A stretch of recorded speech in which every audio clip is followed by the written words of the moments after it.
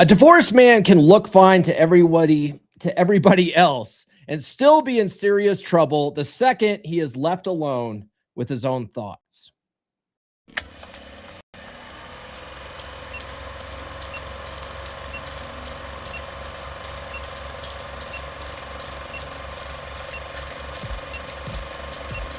We're going live, baby. We'll do it live. You're listening to the premier podcast for men who want to not only be better with women, but want to be better men in general. This is the Come On Man podcast. And here's your host, Paul Bauer. Paul Bauer. Paul Bauer. Paul Bauer. Paul Bauer. Paul Bauer. Paul Bauer. He is a certified master life coach and NLP practitioner. It's true. It's damn true. It's hump day again, guys. How the heck are you? If you guys didn't hear about it yet, I got banned.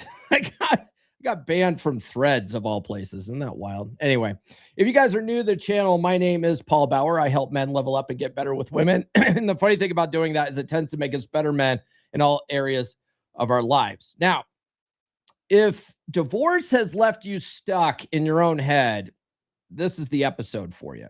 Because I'm going to break down the part that a lot of people don't talk about. Why so many men get trapped in their own dark thoughts and what to do before those dark thoughts take you to a place of no return. Now, I got the idea for today's show because two things happened back to back. One, Rollo Tomasi wrote an interesting article on X that we'll be going over more on Monday. But one of the stats that he mentioned really stood out to me, okay? Rollo said, and I'm quoting here, I work with men aged 45 to 65. This is the prime demographic for male unalive. Like, I'm probably going to get demonetized today because the S word is used in the title of this episode, and we can't talk about adult things on YouTube without getting demonetized. So we have to say unalive. But that's not what Rollo said. He used the S word. This is the prime demographic for male unalive. In general, men are 4 times more likely to take their own lives than women. But men coming out of a divorce are 9 times more likely to self-delete. I don't think it's a coincidence that the average age of first divorce, 43, coincides with this demo. Now, that came out the day before one of our newest Wolfpack members joined last week. He popped into the chat, said he was 57 and dealing with a divorce after 31 years. And we asked him to tell his story. Like we ask all new guys to introduce yourself. Tell us your story. What books have you read? Like stuff like that. Like, you know, why did you join the pack? Because there's always a reason why. And if we don't know why, we can't help you, right? Well, anyway, he said he was 57, dealing with a divorce after 31 years. We asked him to tell his story, and he said he was going to wait until he felt more comfortable, and then he just decided to cancel his membership a couple days later. And I get it, right? Like the pack isn't for everyone, but I can't help but think about the kind of pain this man must be going through after 31 years. I've not only been through divorce myself, but the pack is full of guys going through it, or they've come out better on the other side. Okay. So I know the kind of dark thoughts that men tend to have. And I know the worst place to be is alone in your own thoughts during this time, because it does tend to lead to men zeroing out, right? Zeroing out is a term that Rollo came up with years ago. He wrote an article about it, but it's really about men just they can't see a path forward. They put so much identity into their relationship that when it ends, they don't feel like they have any reason to live. We had a guy join the pack near the end of last year. And when he joined, I mean, he was a wreck. He was an absolute wreck. He would constantly post in the chat about how he just didn't want to be here anymore. I just don't want to live anymore. And when it gets really bad like that, I'll direct them to the, to the unalive prevention hotline. I'm like, dude, stop what you're doing right now. Call this hotline. And what's really sad about that was he called the hotline And they said, are you in any danger of taking your life right now? And he goes, no, I don't think I'm going to do it right now. And then they hung up on him. Right. It's like people don't care. And I can sort of understand, a crisis hotline like that. They need to triage a little bit. But, at the same time, it's like, geez, man, like most people out there don't care. And a lot of guys don't think that they have anywhere to turn to. And that's where a good group of brothers really comes in handy through a time like this. All right. And like a lot of guys, they think that isolation, it's productive for them. At least they feel like it's productive. You think you're giving yourself some time to process things. But most nights you're just sitting there in the same thoughts and there's no one there to snap you out of it. Right. So the thing is that, one of the things I learned studying NLP is that we have a negativity bias. It almost feels good to feel bad. So it's so easy to start having dark thoughts and to go down this negative spiral and then, go and start drinking alcohol and taking drugs and sedating yourself and all this kind of stuff that leads you to a place of why even try anymore? Like there's no reason to keep moving on. And if you don't have anyone there to articulate that and have guys be like, bro, it gets better. It gets better. Okay. Like the divorce isn't the end of the world. It sucks, but you'll make it through it. Okay. You will make it through it. You've made it through everything else in your life up until now. You'll make it through this too. Okay. It's not the end of the world. In fact, there's better women out there. If you just have the skills to be more discerning in the type of women you pick, you're actually going to end up in a better place. Okay. So it's not the end of the world right now. But if you don't have anyone there to tell you that, you're going to just go down this negative spiral. By the way, guys, I do have new episodes every Monday, Wednesday, Friday. Do please like, subscribe, hit those notifications so you don't miss those, would you? So divorce strips more than just a marriage. Divorce doesn't just take your wife out of the house. It can take your routine, your identity, and the future that you thought that you had.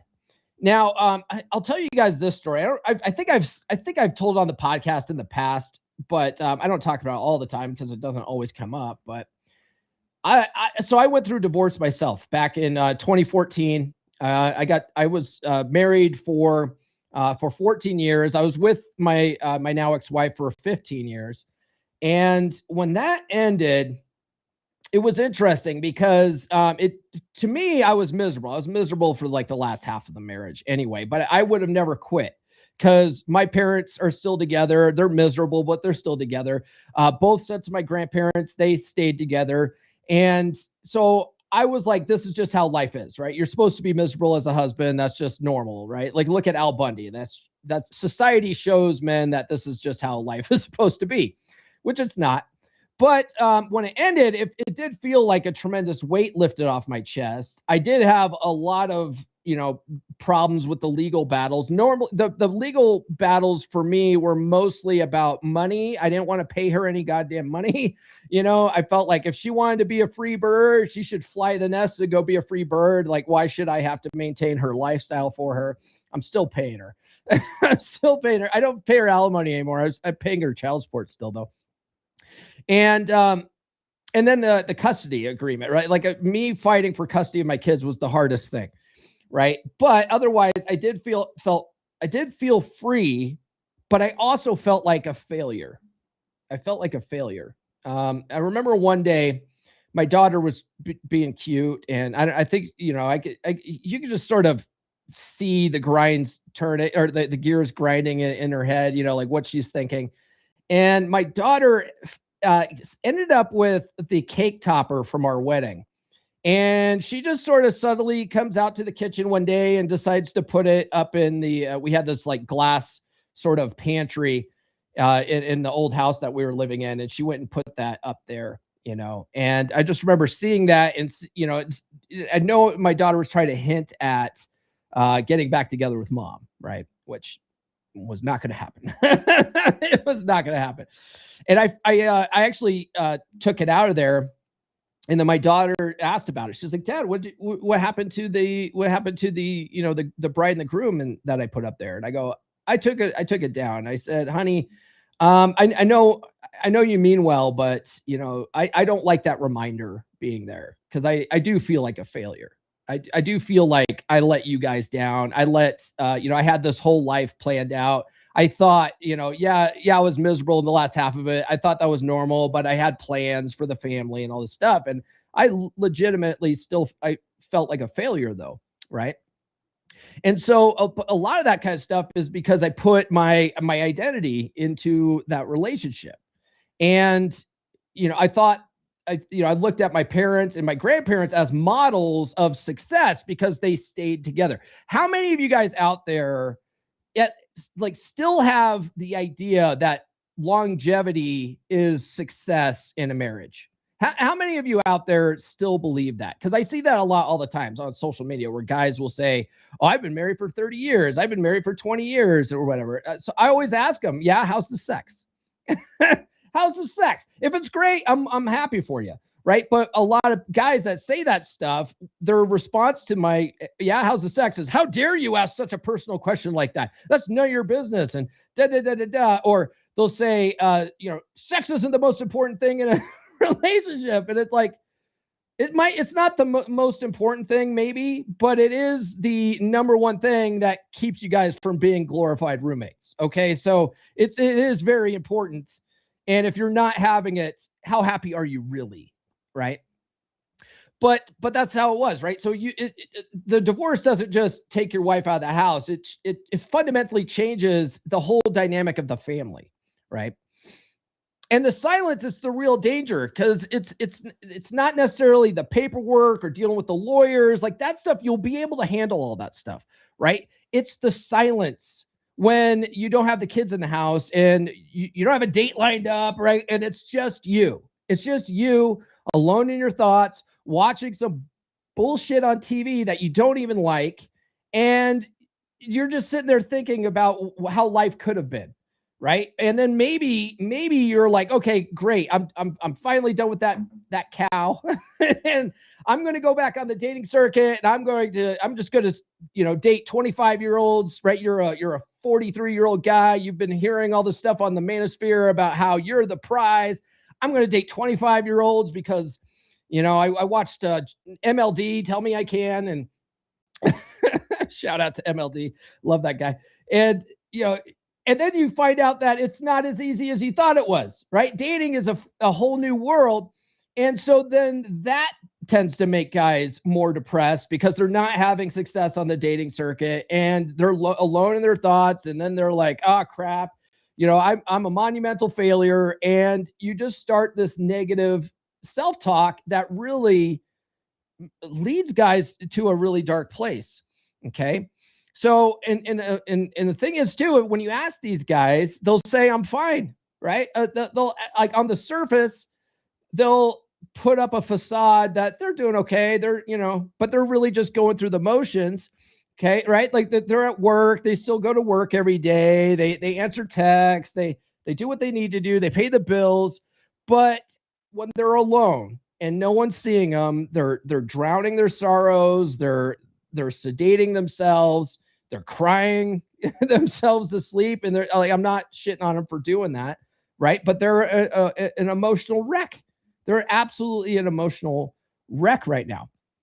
So let me ask you guys this. Okay. For you divorced guys watching, what part of the divorce hits you harder than you thought it would? All right. Let me know in the chat or down below if you're watching the replay. If you're watching on Spotify or listening on Spotify, drop a comment. Okay.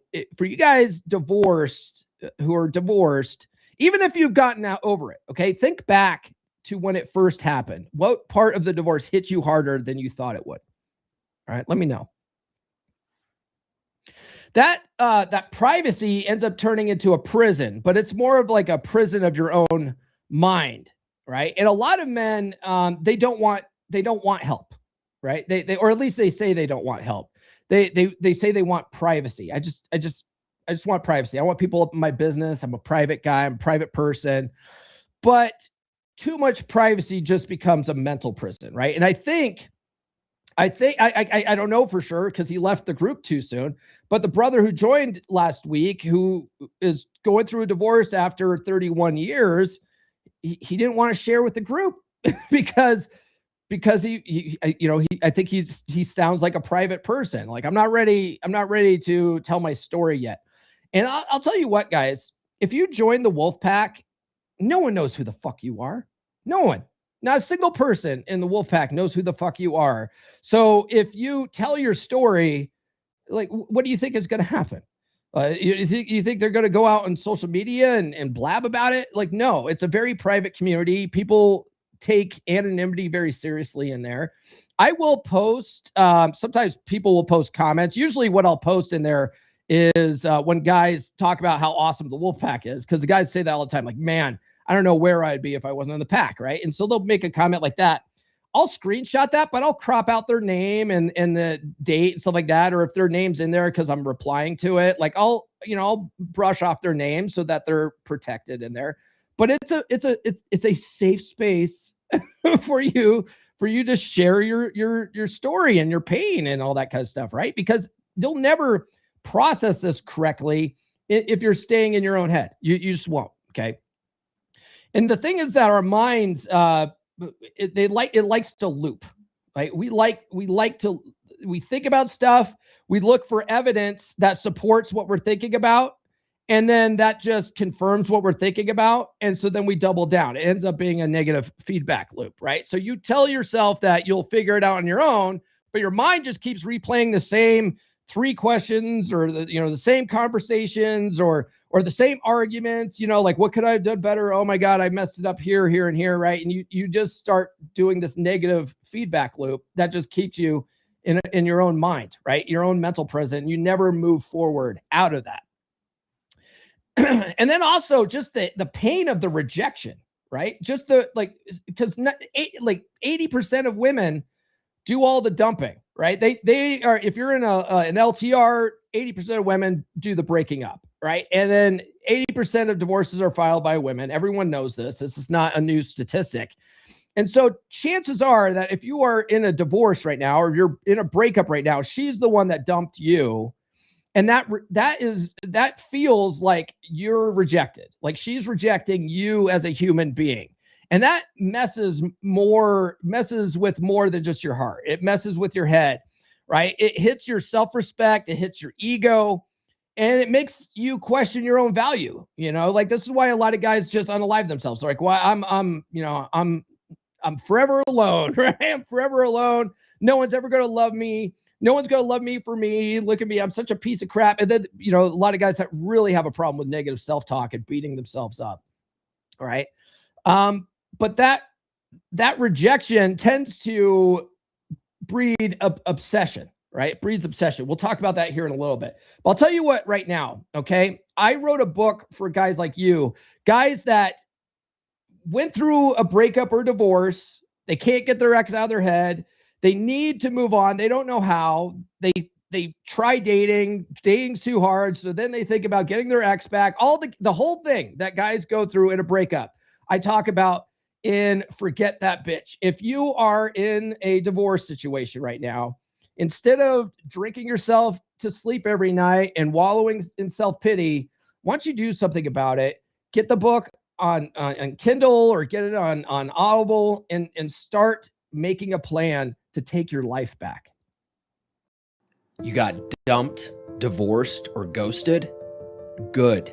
Because that pain you're feeling right now, if you use it right, it can make you unstoppable. But first, you need to forget her for good.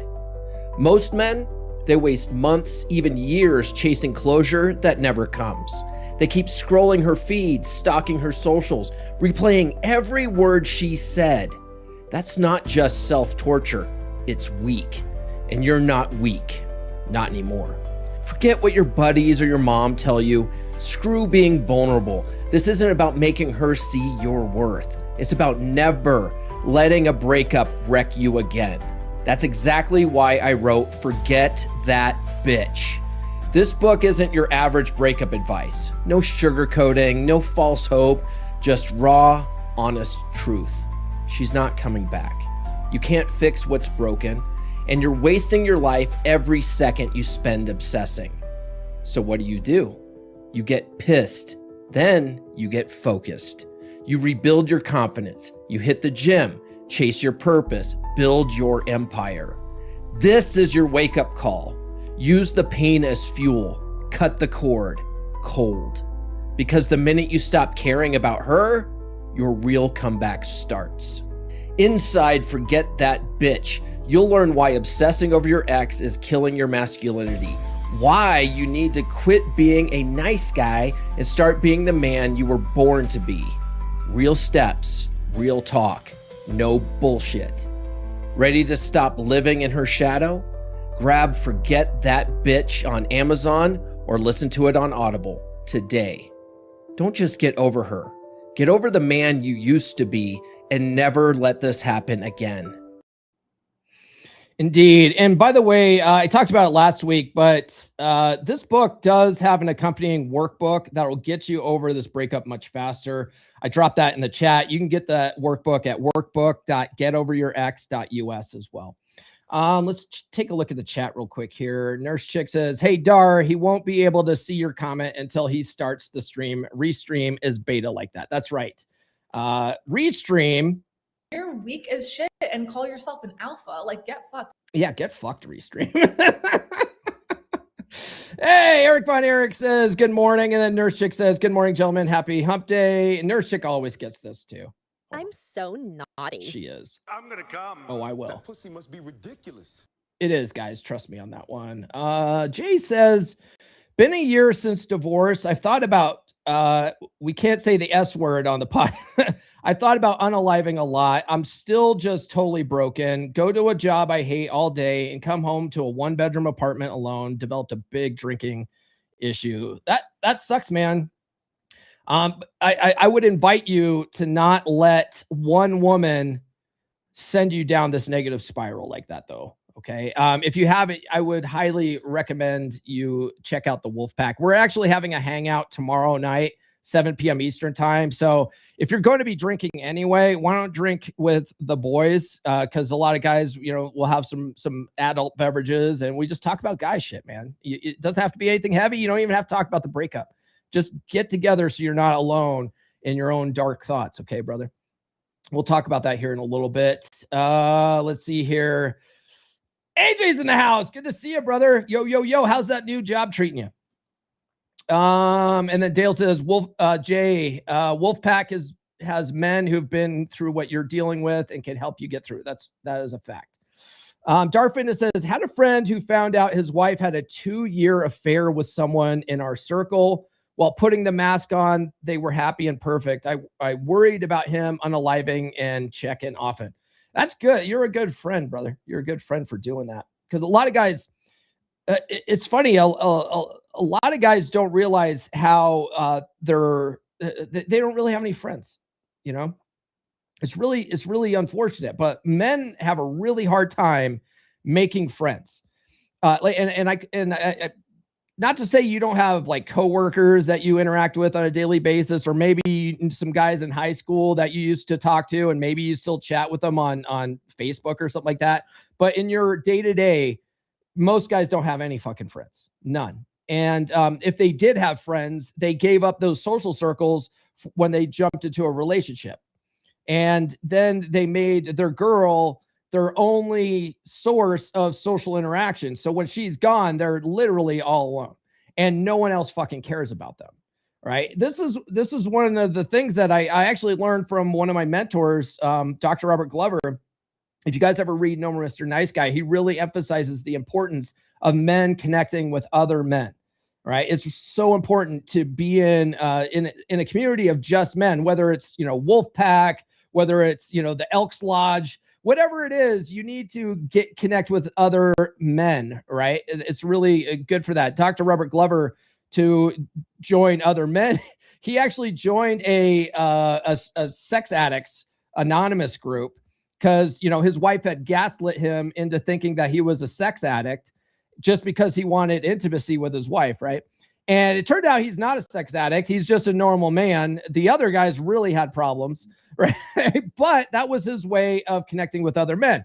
Now, I will say this, if you join like your local church group, you join, the Elks Lodge or whatever, most of those guys are not red pill aware. And the type of information and the advice they give you is usually not as effective.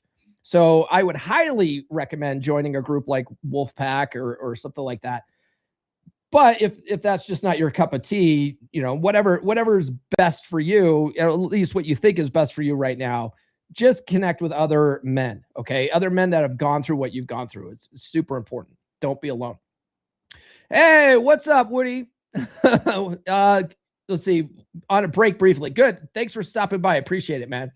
AJ asks, how's the leg healing? The leg's okay. It's not 100%. I basically had to retire from running. But that doesn't stop me. I still at least go for a 10-mile bike ride, or I'll go for a 4-mile walk. Like those are the things that I can do, but trying to run on it, it's just not happening anymore. And I don't want to have like, crippling arthritis in 20 years. So I'm doing other things that I can, but otherwise like I can walk around on it. It's not, it's not the end of the world. Erkin says, why is being alone scary for men? It should be a problem for women to worry about. It's you would think, right? Like if you're a healthy, integrated guy and you have things going for you, being alone's not that big of a deal. It's really not that big of a deal, but you're dealing with a lot of emotion and rejection after a breakup or a divorce. It's really hard to process.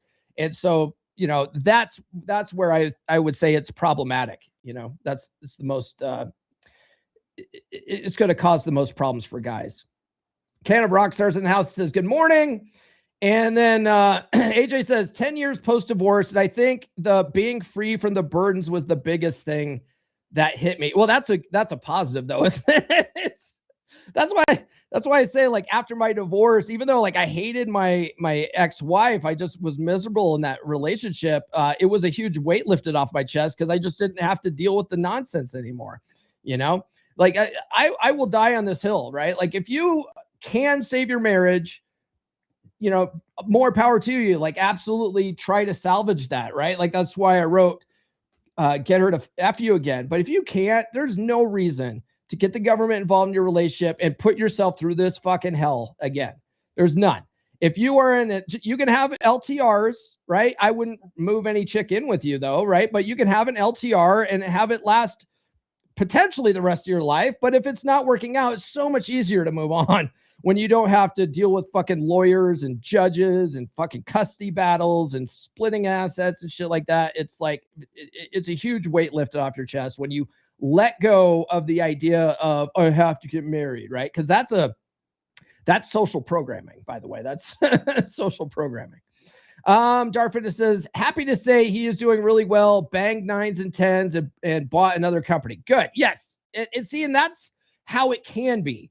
After a breakup or a divorce, when a guy snaps out of the bullshit and really doubles down on focusing on his purpose, which is largely what this is about. It's about getting you out of your fucking head, getting you out of the obsession, and start doubling down on yourself. Like life becomes infinitely better after a breakup or a divorce. If you let it though, you have to get out of that downward spiral first though. You have to climb out of the pit of despair.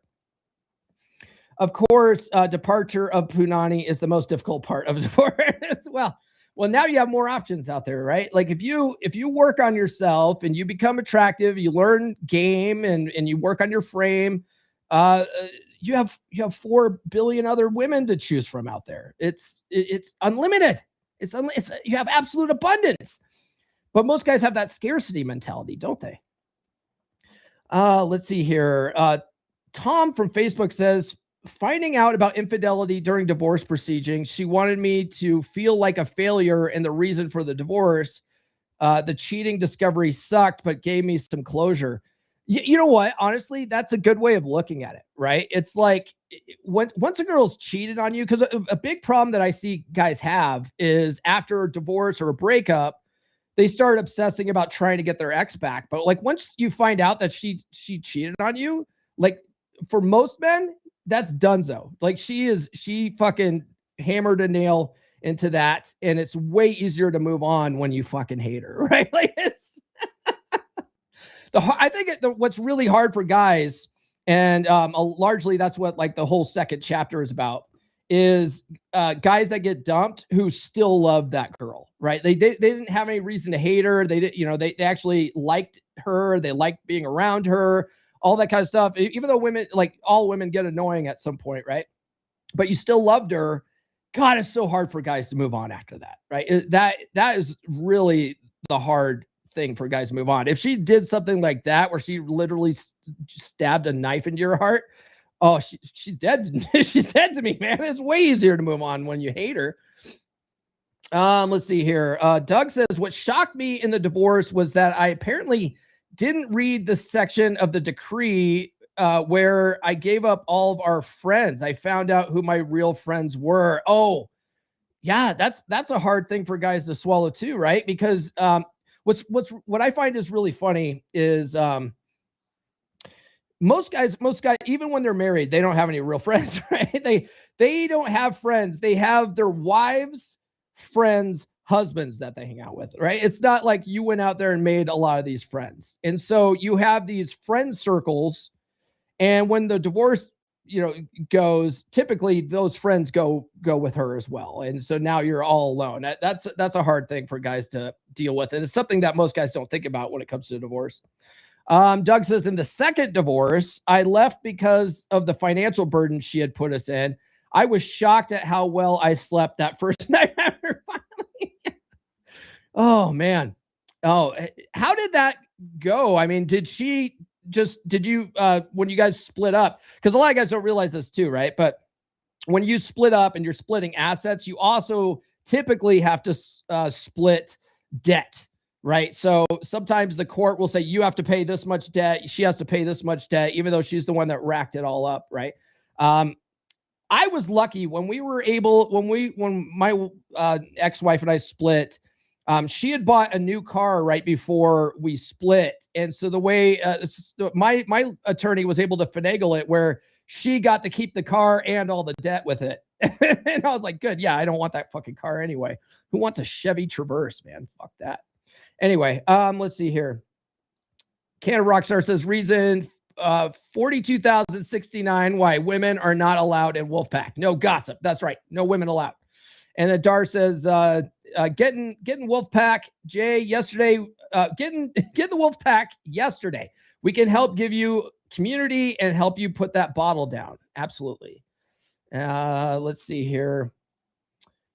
AJ says, Vince from Masculine Geek does LTRs without them living with him really well. Yeah. And I think he has a rotation of LTRs, doesn't he? You have to hate them a little bit, that bastard Ryan Stone. Yes, true. That fucking Ryan Stone guy, son of a bitch. World's best red pill couch. Fucking has like 25 books now. Fuck that guy. I like Ryan. I'm just fucking around. Woody says, Paul, feel free to use any part of my HC divorce as a talking point if need be. Also, shout out brother Nathan, get in the pack, you filthy animals. Yeah, if you guys didn't know, brother Woody here, he if you guys have been tuning into the podcast for months, right? He joined the pack last year sometime. He originally joined to try to fix his marriage, but he joined when his house was already on fire. And literally the night he joined, he starts telling his story. And like all of us in the pack that have been through it, we're like, something's not adding up, brother. Something's off with this story, And I think it was brother Brad who Brad's a fucking gem, dude. Like he drops some awesome shit, and he's our resident passport bro expert. He's awesome. He was like, you need to start looking around your house for hidden cameras. Out of nowhere, fucking Brad's like, you need to look around your house for hidden cameras. And sure as shit, brother Woody found all these hidden cameras that his wife, he's going through the divorce right now. His wife and her family literally like painted camouflage and shit to hide cameras in the curtains and stuff so you wouldn't notice them. because they were trying to create a bullshit case against him that he got all dismissed through the help of the Wolfpack. And a part of that, being in the Wolfpack, helped him even think to look for that shit. So he found all this stuff, and we're like, you get the fuck out of that house right now. He went and moved to a place down the street. He started working with an attorney and getting a strategy together with the help of Brother Nathan, who's sort of our resident divorce, strategy coach. If you guys are going through a divorce, get the book Divorce is War by Nathan Mannion on either Audible or on Amazon. Brother Nathan wrote that. It's a phenomenal book, especially if you're getting ready to go through the shit. You need a strategy, because a lot of guys get just absolutely railroaded in divorce because they don't have a strategy, and they're quick to settle things and they're quick to give up shit. And Brother Nathan's book will walk you through that on what to do. And if you get in the pack, you can work with him directly. Or if you really want one-on-one coaching, you can connect with him through the pack and work out something. I don't know what he charges for one-on-one coaching. Let's see here. Okay, let's get back to this. Otherwise, it's going to be a 3-hour-long show, and I'm not Rollo Tomasi. Okay, I can't do fucking 5-hour-long live streams, man. Okay, let's see here. So we talked about the book. We talked about obsession. So bad habits get normalized. So the longer you sit alone, the more normal it starts to feel, and bad habits stop feeling bad when nobody's checking in on you, right? So brother Jay there in the chat has been having a drinking problem for almost a year now, right? Because of this, because no one's checking on him. No one's checking on him to be like, hey man, you think maybe you've had enough of that, maybe there's something more productive you could do, right? No one's checking on you. And so then that just becomes a new normal. And now you developed a habit that you are going to have a hard time quitting, right? Alcoholism, it is really hard to quit. There's a reason why there's 12-step programs and shit out there, because it really can get a grip on you. Okay. And it's, oh God, if you have a history in your family of alcoholism, the higher likelihood that you're going to have it.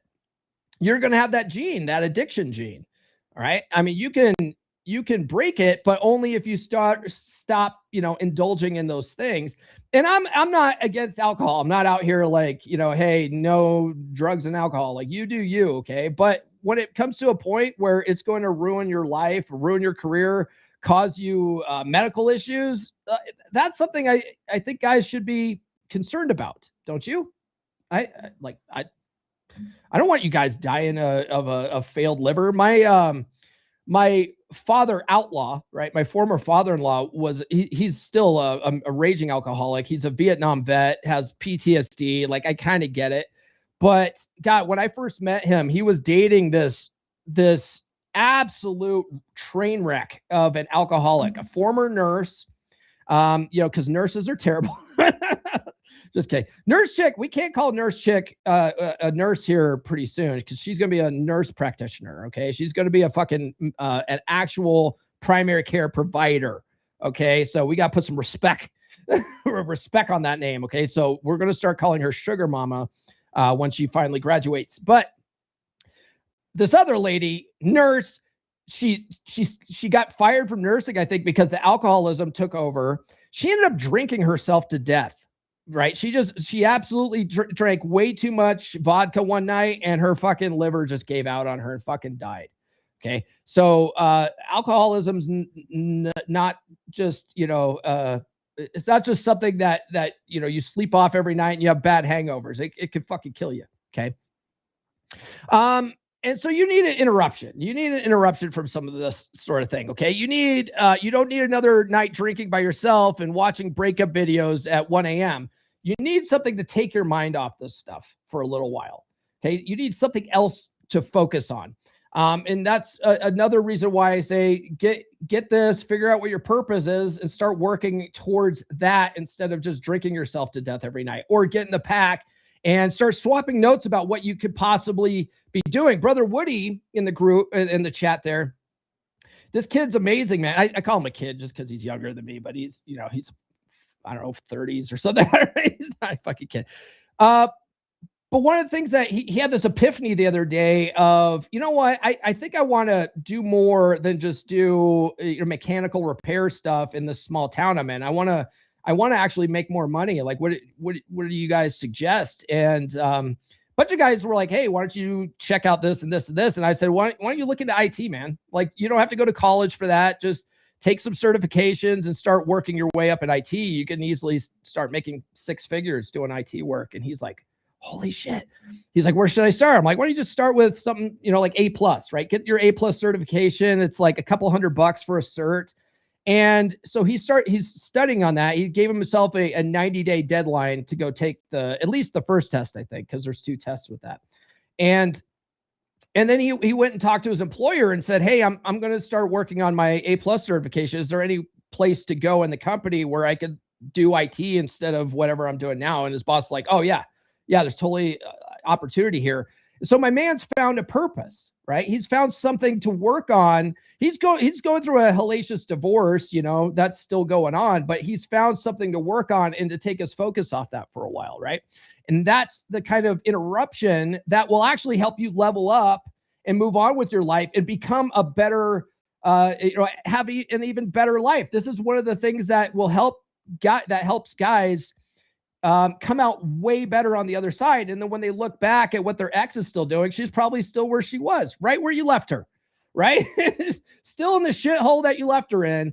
And you're going to live such a fucking awesome life. And this is why I often say on the podcast, like, because a lot of guys get revenge porn fantasies about, getting back and getting even with their wife. It's like, don't even worry about that stuff. Worry about you and making just so much fucking money and just living a fucking awesome life and banging like 9s and 10s and just have such a fucking awesome life that when she looks back in regret for her stupid ass decision, you pity her. Okay. That's the ultimate revenge. Right.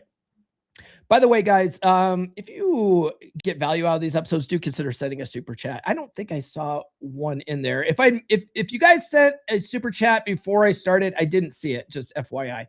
But that supports the show more than anything else because, there's ads on these videos, but YouTube and Spotify make money on the ads, not me. All right. What's really good about getting in a group like Wolfpack, though, is that other men can see your blind spots. Okay. Like other men can see the lies that you're telling yourself faster than you can, because a lot of the stuff that you tell yourself about how much you loved her and all this kind of stuff, like you're deluding yourself. You're only thinking about like the good times. This is specifically for the guys that are still, pining over their ex and missing her and wanting to get her back and all this kind of stuff. Like you're telling yourself a story and you're leaving out all the negative details of that story. And so you have a fantasy built up in your head, and other guys will point that kind of stuff out to you. Like, hey man, are you sure that's really how things were? Right. Are you sure? And then like, if you are going out, decide that you're going to go back out in the dating circuit, I typically recommend guys not try doing any kind of dating after a breakup until at least 6 months after, so that they have time to process what's going on and come out better on the other side, right? And start like getting their mind right and get in the game. But when you go out dating, especially if you've been married for 15, 20, 30 years, like you've been out of practice for a long time, you don't know what the fuck you're doing. The other guys in the pack that have been doing it for a while, they could point out like, hey, your game sucks here, man. Like, oh, don't do that. You're putting her on a pedestal. Or bro, like, why are you taking her out to a fancy steak dinner? You don't even know this chick. Right? She has to earn that shit, right? Like you'll have other guys pointing out your mistakes so that you can make better decisions and, really start learning some of this stuff that'll help you get better. And that brotherhood will give you a reality check. Okay. So a good group of guys gives you something that isolation just can't give you. Okay. It gives you reality checks without the judgment. Now it might be harsh, especially if you, I love Dart Fitness, guys. Dart Fitness, he's very active in the Wolfpack. And that guy, like when guys start posting some of their stuff, especially when they first get in the group and they still haven't really like studied the red pill type material and really come out of their banetization type stuff, like they'll post some stuff in there and he'll just fucking like, he'll give it to them raw. He will like raw dog those guys. It's kind of funny to watch. At the same time, I'm like, ooh, shit, that was fucking savage, man. Right? Like, why would you think about that? Fuck that. You know, anyway, he put some funny ass shit in there. He's also our resident fitness sort of expert. So he's just a wealth of information and feedback. Speaking of feedback, it's good to get direct feedback. Okay. You need guys that will listen to your story and say, yeah, this is what you need to do. They won't just be there to coddle you and placate you. It's funny. If you see like women talking to each other, or if you see, oh God, here's a good example of this. Last year, I spent a ton of time in dead bedroom forums, right? Promoting the book, trying to find clients for coaching and stuff like that. And just offering free advice for guys. I got kicked out of a group on Facebook though, because my advice was too harsh, right? It was too harsh. Because it was good advice. Okay. It was good advice. But what I would see is like when a guy would post the sob story of what's going on in his sexless marriage, I would post in there like what he needs to do to fix it. Right. And then what you would see women do is just a bunch of sympathy bullshit. Like, oh, I'm so sorry. Oh, you poor baby. Oh, you know, because women just want to coddle you. Right. They're trying to make you feel better without solving anything. And men are solution oriented. Right. And so when you get into a group of guys who especially have studied all the stuff and have worked through this stuff, they're not going to fucking coddle you and placate you. They're going to tell you exactly what you need to fucking hear.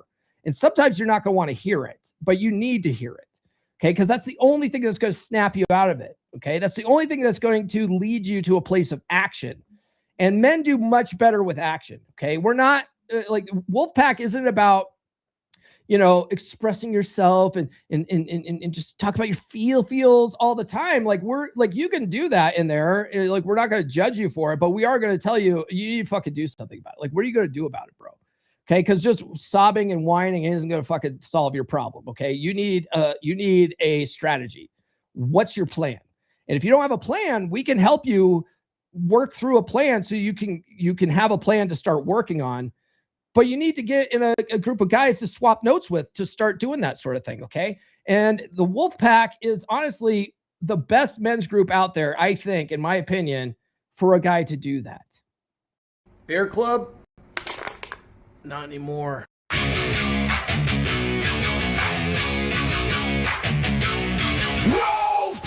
you fix what's broken. You lead like a man again. No pity, no therapy. Just fire, just frame. Cold bed, broken home, midlife drift, feeling alone. You don't need hacks, blogs, lies. You need men with fire in their eyes. We rebuild from the ground up. No excuses, no soft stuff. Telegram lit 24/7. Brothers locked in steel, not heaven. Step inside the pack. We don't fall, we attack. Truth, fire, presence, we bring it back. Masculine pride, no time to slack.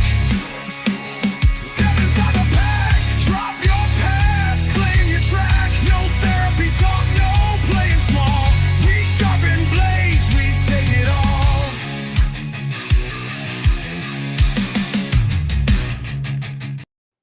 I think I mentioned it before, but we are having our monthly pack hangout tomorrow night, 7 p.m. Eastern time. It's a Telegram video call. If you don't want to put your face on camera, like you don't have to, you can keep your camera off and just listen and do the audio version. There's lots of guys that just hang out on the side and just listen in on audio, and they talk when they have to, but they don't have their camera there. That's fine. Like we're not like your corporate fucking HR team going, we want cameras on so that we can see your faces and shit. Like, fuck that. It is nicer when you can see the guys' faces though. And most of the guys, like a bunch of the guys do have their cameras on, and it's just a fun activity. Like if there's anything that's really weighing on the guys, it's a good place to bring it up.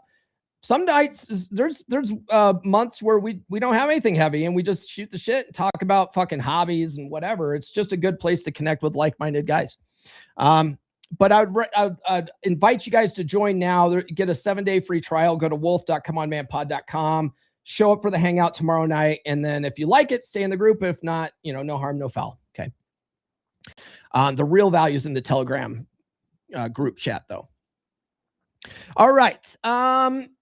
Say it before it gets darker. You know, you need somewhere where you can talk about these dark thoughts that you're having before you do something stupid. Okay. Before it leads to self-destruction. And a lot of guys, unfortunately, think that they don't have anybody, right? They don't have anyone to talk to. There's tons of videos out there. I don't know if I still have it on here. I had a video, a while ago. Let's see here. Do I have it? Do I have a video here? Let's see here. Yes. Check this out. I uploaded this video a while ago, but this is how a lot of guys feel. Who do you call when you are at your lowest? Who is that one person? Nobody. I'm a man. No one cares. Not a single soul. Nobody. No one. Because I'm all alone. I think I speak for a lot of people when I say I don't call anyone. Nobody. I'm a guy. Nobody gives a shit. Speaking for the guys when I say this, literally no one. Y'all call someone? Nobody. Just nobody. Got no one to talk to, so nobody. You guys? Nobody. No one. I'm a man. No one cares. No one. Not a single fucking person. I wouldn't call anyone. I wouldn't turn to a single person on this earth because they don't care. They will just find a way to use it again. How many of you guys out there think that? Like, how many of you guys are like, yeah, no, that's not, I don't have anyone. I'm a loner. I'm a lone wolf, and no one cares. I'm a man, right? I'm a man. No one gives a shit. Drop in the chat. Is that something that you fundamentally believe? Because it's just not true. You just haven't found the right group of dudes. Okay. Ask any guy in the chat if they feel like they couldn't come to the chat with anything, right? Not the chat, but the Wolfpack. Ask any of the guys in the Wolfpack that are in the chat right now. Hey, like, could you bring this problem to the pack? And they'll all say, oh, absolutely. Yeah, I would totally bring it to the pack. Right. So you're not alone. Okay. You choose to be alone. Okay. You can also choose not to be alone. All right. Men do better with accountability. You know, it's funny. Women are allergic to accountability, right? But men actually do better with it. This is why, like, a lot of guys will think about going to therapy or whatever. And like therapy, I don't know. It's okay. Brother Nathan actually, he's the our expert on divorce. He actually he went through probably one of the most horrendous divorces I've ever seen. He still does. He hasn't seen his daughter since the end of October 2024. He posted that in the chat today. The court system separated his daughter and his son. So he has full custody of his son. His wife has full custody of the daughter. For whatever reason, the courts thought that was the best for the kids, to keep the kids apart. I don't know why. So Brother Nathan hasn't seen his daughter in forever, and his wife has basically alienated his daughter from him. It's really unfortunate. But he could bring that sort of thing to the pack, right? And that's where I was going with that, is he says that he did well with therapy, right? So some guys can do well with therapy, but for the most part, therapy is really designed the way women process things. Like, therapy is designed for women, okay? And what I mean by that is women, the way they process their emotions and their feelings and all that kind of stuff is they talk about it. Then they listen to what those feelings make them, like how those feelings make them feel, and those words, like how those words make me feel. And then they feel good at the end of the session, but they've really solved nothing, right? Men do better with direction and action and accountability. So if we give you a mission to work on, to focus on, men do much better with that than they do talking about problems and solving nothing. Okay. So if that's what you've been thinking about, like, maybe I should go to therapy, maybe try the Wolfpack first. Okay. If you don't like that and you still want to do therapy, therapy is always going to be there. Okay. But you need to stop feeling like you're alone. Okay. You need to stop feeling like you're alone. You're the only one. Okay. When you're around with other men that are doing this too, you stop seeing yourself as the one guy whose life fell apart. Okay. You'll find that there's other guys going through what you're going through, feeling what you're feeling, and you're going to see how they're solving it and maybe give you some ideas on how you can solve that as well. Right. Like I mentioned earlier, we had a guy who was thinking about unaliving himself like last year. Right. That guy, he's no longer in the pack. I think he got what he needed out of the pack. But one of the things that we were able to do is give him something to focus on outside of his ex and wanting to unalive himself and stuff like that. And he ended up, one of the big things that was depressing him as well was that he worked for his company and he had to commute like 3 hours round trip every day for work. And we convinced him to find something closer. And it turns out that his office, like the company he worked for the railroad or something. They had an office that was much closer to him. And so he never even would have thought about it, I don't think, if he didn't have us in there, like giving him ideas. And he's like, oh, maybe I could ask him if I can move to this office. And he went and asked him if I could get a transfer. And they did. Yeah, absolutely. They moved him to an office that was closer. He was really big into cars. And we're like, you need something to focus on besides this shit. And so he had a bunch of unfinished project cars in his garage. And we're like, pick one and start working on that shit. Okay. Start working on this car. Get your mind off this. Give yourself something to do. So he moved closer, started working on his car, and snapped out of it. Right. So a lot of you guys wouldn't have that kind of feedback if you're just sitting on the couch watching sappy love stories and fucking drinking yourself to death. Okay. Social media. I have notes here. They say, tell people about your social media. Guys, follow me on social media. The links are in the description. I got banned from Threads yesterday. I created a Truth Social account today, and I created a Blue Sky account yesterday. And both of those apps are fucking terrible apps. They're fucking terrible. Blue Sky is just a liberal circle jerk. It's just a bunch of lefties. Just, it's a total echo chamber. And then Truth Social is the exact same way, but on the other side. It's a conservative circle jerk, pointless fucking apps. And I'm like, all right, fine, fuck it. X is where it's at. It was always better than Threads anyway. And I really only like Threads because when I got banned from X back in November, it gave me another similar app that I could go in there and talk shit on. But they kicked me off yesterday. So I don't know. Oh, and then I opened a case because I have blue check marks, right? I have blue check marks on Facebook, Instagram, and Threads. And so I opened a case with Meta support, and they basically were like, yeah, we can't help you. What the fuck are you guys here for? Anyway. Okay, rebuilding yourself beats wallowing in self-pity. So the point isn't to sit around talking about pain forever, and that's the problem with therapy. You just sit around talking about your problems forever and never get any solutions about it, right? The point is to get your body, your habits, your money, your mission, and your head back in order so that you come out better on the other side and level up so much that your ex fucking regrets ever having dumped you, okay? That's the ultimate revenge at the end of the day, is to level up so much that they look back in absolute regret. I mean, don't make that your goal, right? Make your goal leveling up, but it is super rewarding when you look back and see that your exes are all like fatter now, uglier, in shittier positions than they were when you left them. Oh, it's so satisfying. It's so fucking satisfying. AI is going to clip that. And then joining a men's group isn't weakness, right? So you have those guys, the video I showed you guys of all the men talking about, I don't have anybody, I'm a man, man, I got to do lone wolf, all the stuff. That's weakness, okay? That will not get you where you need to go, okay? Being around a bunch of other like-minded guys that are leveling up is only going to make you stronger. So it's the opposite of weakness, okay? Have you ever heard the expression that iron sharpens iron? Well, how do you sharpen your iron if you don't have anyone else to sharpen it with, right? Don't turn that into a gay sexual, you weirdos.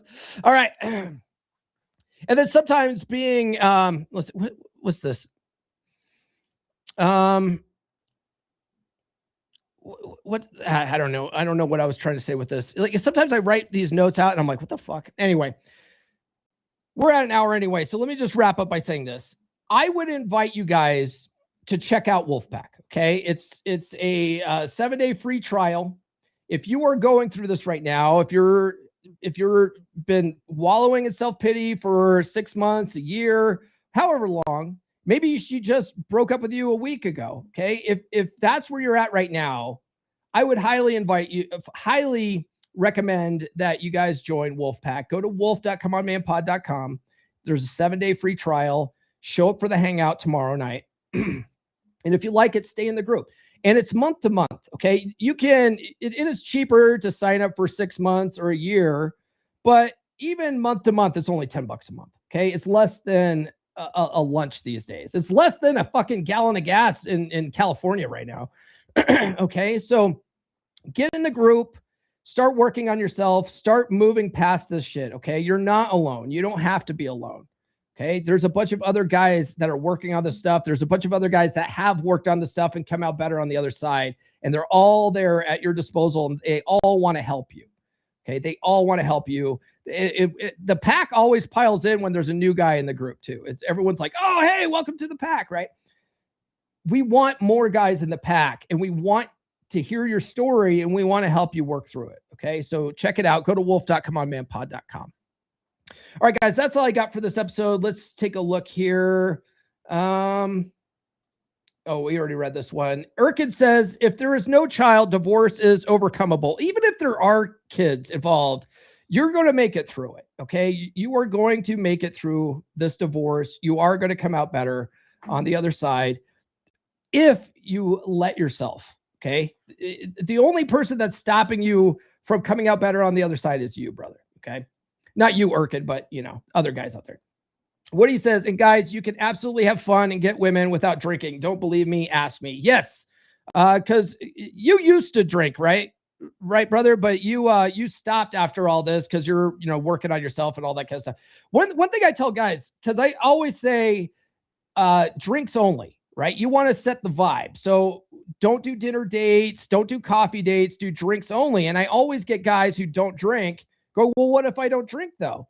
Like every bar out there has non-alcoholic drinks. Okay. Go ask for a soda. Okay. You can have iced tea if you want. But the more important thing is the atmosphere. So bring her to go get drinks and you don't have to drink. Okay. No one says you have to fucking drink. All right. Be more fun if you did though. I'm just kidding. Ergus says overcomable. Is there such a word? Let's say manageable. Yeah. Either way. And then a $5,000 super chat from Dar Fitness. He wants misogyny because we're all misogynists here. Misogyny. Yes, we are all misogynist. I'm also going to give him this one too. I was just going to say it. This guy fucks. Am I right? Definitely fucks. And then Dar says, get in the Wolfpack before Paul raises the prices someday. It would certainly be justified for the value in there. I've thought about that, but I'm a man of my word, right? And I really try to be a man of my word. And so I think a couple of years ago, I said I would never raise the prices in Wolfpack. And so, and I really want to stand by that too, because I don't want to just help rich guys. That's available. If you're a rich guy and you want to do one-on-one coaching with me, my one-on-one prices are high. One, because of the value I'm going to give you. And two, because I have to trade my time and my time's valuable. So it's going to cost a little bit extra to work with me one-on-one, but I want to help every guy out there. And so I made Wolfpack purposefully super accessible. It's only $10 a month. Most guys can afford that. If you can't afford $10 a month, you have other problems you need to worry about, right? You need to maybe look at your finances and stuff like that. The thing is that Wolfpack will help you with that too. We have a money group that we can help you with that. So $10 a month would automatically be a boost up in value, and you would get that. You would actually end up making that money back. I mean, look when Woody's done getting his certification, he's going to make all the money back that he's spent on the Wolfpack. He's already going to make that money back. But yeah, get in the Wolfpack before I raise the prices. Goddamn. And then Woody says, for the price you pay just for the Wolfpack Telegram group, it, in my opinion, is the best investment you can make for yourself. As a guy who grew up without a dad and did have that victim mentality of boo-hoo, poor me, bad childhood, to taking accountability and reclaiming my power, it's totally worth it. come for the memes, stay for the actionable information. Goddamn right. Urkin says, if camera is not mandatory, how do you make sure that women do not infiltrate? That's a question, isn't it? We've had we had a guy join a couple of years ago, and he was actually in the Dragons in RP Thor's Dragons group. And God, what was that guy's name? Because it was a woman's name. And we're like, wait a second, what are you doing in here? And I had to like DM him, and I'm like, okay, you need to send me a picture of who the fuck you are, because I need to make sure that you're not a woman. So I try my best, Urkin. I try my best to make sure that women aren't in there. You're gonna have some feminists get in there with some fucking. Don't give them ideas, brother. Fuck. All right, they're not gonna like it in there anyway. Fortunately, Red Pill gave me tools to understand myself, so I'm able to not get into the frame of I have nobody. Yes. See, that's the beauty of Red Pill that, people don't even realize is available. They think because of the social narrative, the feminist narrative, that Red Pill is toxic masculinity and shit like that. They don't even look at the benefits of it. And then they only see shit like, Bugattis and camera girls and shit. It's like that. Red Pill was never about that to begin with. It was always guys just swapping notes on how to better understand women, how to be more strategic and get your sexual needs met, because that's what it is. It's men's sexual strategy and a positive male identity. That's all it's ever been. And it's a praxeology. It's a box of tools that any guy could use to fulfill whatever his needs are, because it's about being your own mental point of origin and doing what's best for you. Right? But no, it gets diluted by, bullshit propaganda like the Manosphere fucking documentary that was on Netflix. All right, guys, that's all I got for this episode. Tune into the podcast on Friday. We're going to be doing my hair reveal.